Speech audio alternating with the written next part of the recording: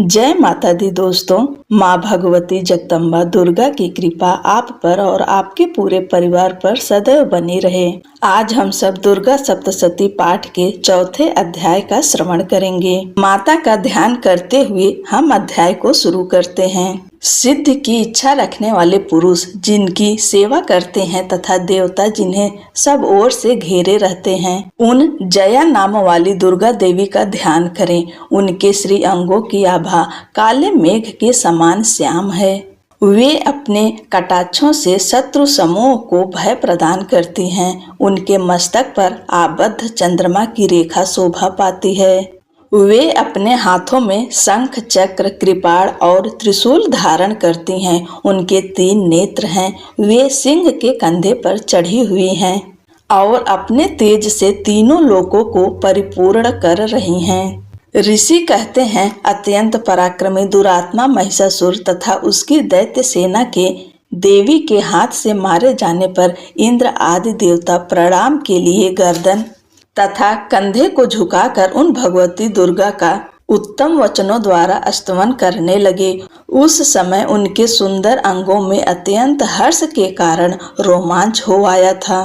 देवता बोले, संपूर्ण देवताओं की शक्ति का समुदाय ही जिनका स्वरूप है तथा जिन देवी ने अपनी शक्ति से संपूर्ण जगत को व्याप्त कर रखा है, समस्त देवताओं और महर्षियों की पूजनीय उन जगदम्बा को हम भक्ति पूर्वक नमस्कार करते हैं। वे हम लोगों का कल्याण करें। जिनके अनुपम प्रभाव और बल का वर्णन करने में भगवान शेषनाग, ब्रह्मा जी तथा महादेव जी भी समर्थ नहीं हैं। वे भगवती चंडिका संपूर्ण जगत का पालन एवं अशुभ भय का नाश करने का विचार करें।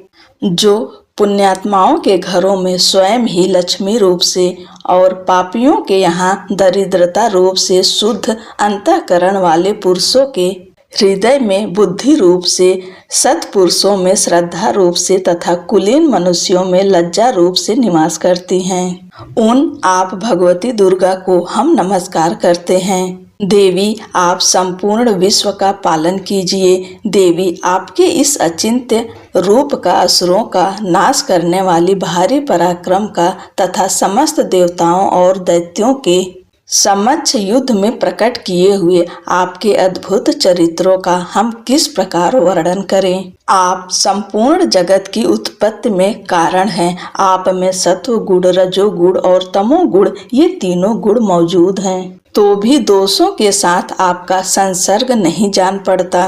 भगवान विष्णु और महादेव जी आदि देवता भी आपका पार नहीं पाते। आप ही सबका आश्रय हैं। यह समस्त जगत आपका अंशभूत है, क्योंकि आप सबकी आदिभूत अव्याकृता परा प्रकृति हैं।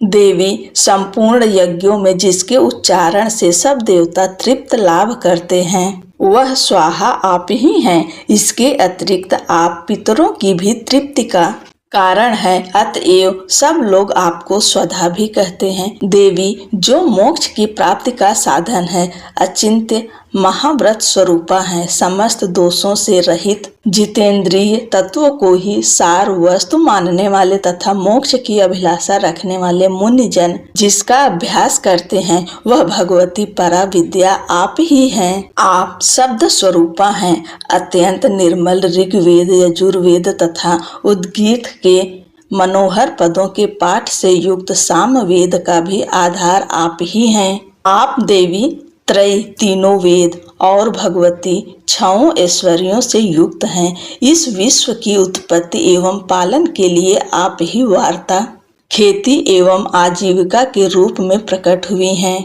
आप संपूर्ण जगत की घोर पीड़ा का नाश करने वाली हैं। देवी, जिससे समस्त शास्त्रों के सार का ज्ञान होता है, वह मेधा शक्ति आप ही हैं। दुर्गम भवसागर से पार उतारने वाली नौका रूप दुर्गा देवी भी आप ही हैं। आपकी कहीं भी आसक्ति नहीं है। कैटभ के शत्रु भगवान विष्णु के वक्षस्थल में एकमात्र निवास करने वाली भगवती लक्ष्मी तथा भगवान चंद्रशेखर द्वारा सम्मानित गौरी देवी भी आप ही हैं। आपका मुख मंद मुस्कान से सुशोभित, निर्मल, पूर्ण चंद्रमा के बिंब का अनुकरण करने वाला और उत्तम स्वर्ण की मनोहर कांति से कमनीय है। तो भी उसे देखकर महिषासुर को क्रोध हुआ और सहसा उसने उस पर प्रहार कर दिया। यह बड़े आश्चर्य की बात है। देवी वही मुख जब क्रोध से युक्त होने पर उदय काल के चंद्रमा की भांति लाल और तनी हुई भौहों के कारण विकराल हो उठा। तब उसे देखकर जो महिषासुर के प्राण तुरंत नहीं निकल गए, यह उससे भी बढ़कर आश्चर्य की बात है, क्योंकि क्रोध में भरे हुए यमराज को देखकर भला कौन जीवित रह सकता है। देवी आप प्रसन्न हो।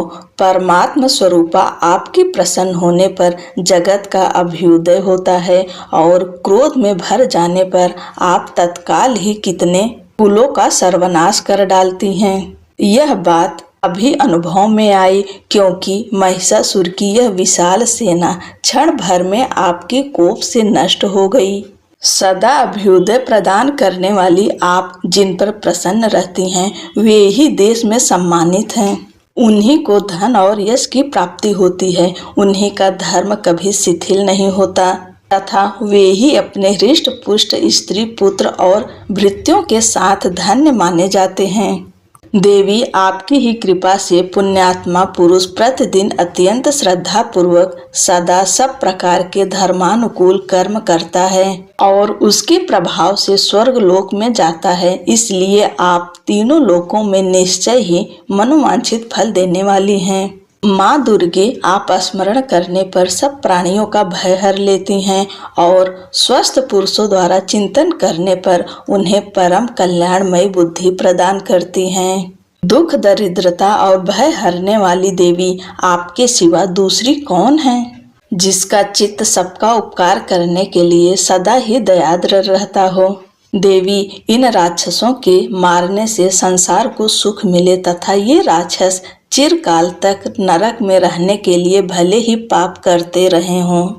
इस समय संग्राम में मृत्यु को प्राप्त होकर स्वर्ग लोक में जाएं, निश्चय ही यही सोचकर आप शत्रुओं का वध करती हैं। आप शत्रुओं पर शस्त्रों का प्रहार क्यों करती हैं? समस्त असुरों को दृष्टिपात मात्र से ही भस्म क्यों नहीं कर देती? इसमें एक रहस्य है। ये शत्रु भी हमारे शस्त्रों से पवित्र होकर उत्तम लोकों में जाएं। इस प्रकार उनके प्रति भी आपका विचार अत्यंत उत्तम रहता है।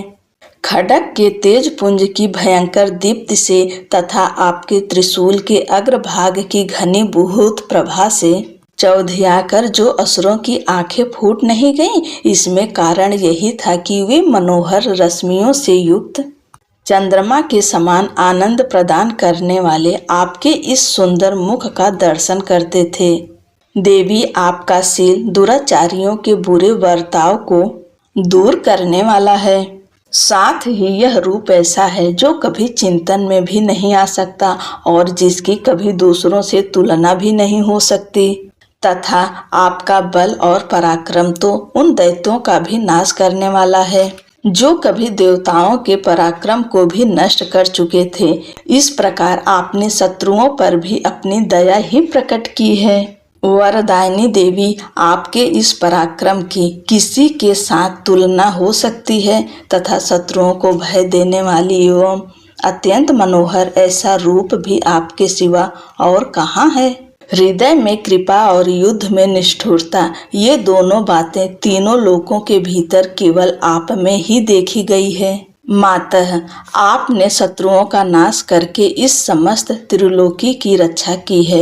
उन शत्रुओं को भी युद्ध भूमि में मारकर स्वर्ग लोक में पहुंचाया है तथा उन्मत्त दैत्यों से प्राप्त होने वाले हम लोगों के भय को भी दूर कर दिया है। आपको हमारा नमस्कार है। देवी आप शूल से हमारी रक्षा करें, अंबिके आप खड्ग से भी हमारी रक्षा करें तथा घंटा की ध्वनि और धनुष की टंकार से भी हम लोगों की रक्षा करें। चंडिके पूर्व पश्चिम और दक्षिण दिशा में आप हमारी रक्षा करें तथा ईश्वरी अपने त्रिशूल को घुमाकर आप उत्तर दिशा में भी हमारी रक्षा करें। तीनों लोकों में आपके जो परम सुंदर एवं अत्यंत भयंकर रूप विचरते रहते हैं, उनके द्वारा भी आप हमारी तथा इस भूलोक की रक्षा करें। अंबिके, आपके कर पल्लवों में शोभा पाने वाले खड्ग, शूल और गदा आदि जो जो अस्त्र हो, उन सब के द्वारा आप सब ओर से हम लोगों की रक्षा करें। ऋषि कहते हैं, इस प्रकार जब देवताओं ने जगन माता दुर्गा की स्तुति की और नंदन वन के दिव्य पुष्पों एवं गंध चंदन आदि के द्वारा उनका पूजन किया, फिर सबने मिलकर जब भक्ति पूर्वक दिव्य धूपों की सुगंध निवेदन की, तब देवी ने प्रसन्न वदन होकर प्रणाम करते हुए सब देवताओं से कहा। देवी बोली, देवताओं, तुम सब लोग मुझसे जिस वस्तु की अभिलाषा रखते हो उसे मांगो। देवता बोले, भगवती, हमारी सब इच्छा पूर्ण कर दी। अब कुछ भी बाकी नहीं है, क्योंकि हमारा यह शत्रु महिषासुर मारा गया। महेश्वरी, इतने पर भी यदि आप हमें और वर देना चाहती हैं तो हम जब जब आपका स्मरण करें तब तब आप दर्शन देकर हम लोगों के महान संकट को दूर कर दिया करें। तथा प्रसन्न मुखी अंबिके, जो मनुष्य इन स्तोत्रों द्वारा आपकी स्तुति करें, उसे वित्त, समृद्धि और वैभव देने के साथ ही उसकी धन और स्त्री आदि संपत्ति को भी बढ़ाने के लिए आप सदा हम पर प्रसन्न रहें। ऋषि कहते हैं, राजन, देवताओं ने जब अपने तथा जगत के कल्याण के लिए भद्रकाली देवी को इस प्रकार प्रसन्न किया, तब वे तथास्तु कहकर वहीं अंतर्ध्यान हो गईं। भोपाल, इस प्रकार पूर्व काल में तीनों लोकों का हित चाहने वाली देवी जिस प्रकार देवताओं के शरीर से प्रकट हुई थीं, वह सब कथा मैंने कह सुनाई। अब पुनः देवताओं का उपकार करने वाली वे देवी दुष्ट दैत्यों तथा शुंभ निशुंभ का वध करने एवं सब लोगों की रक्षा करने के लिए गौरी देवी के शरीर से जिस प्रकार प्रकट हुई थीं, वह सब प्रसंग मेरे मुंह से सुनो।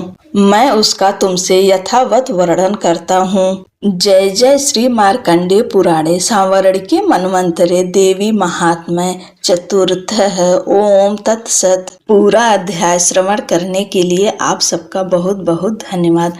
अगला अध्याय अगले के वीडियो में हम लाएंगे। तब तक के लिए जय माता दी।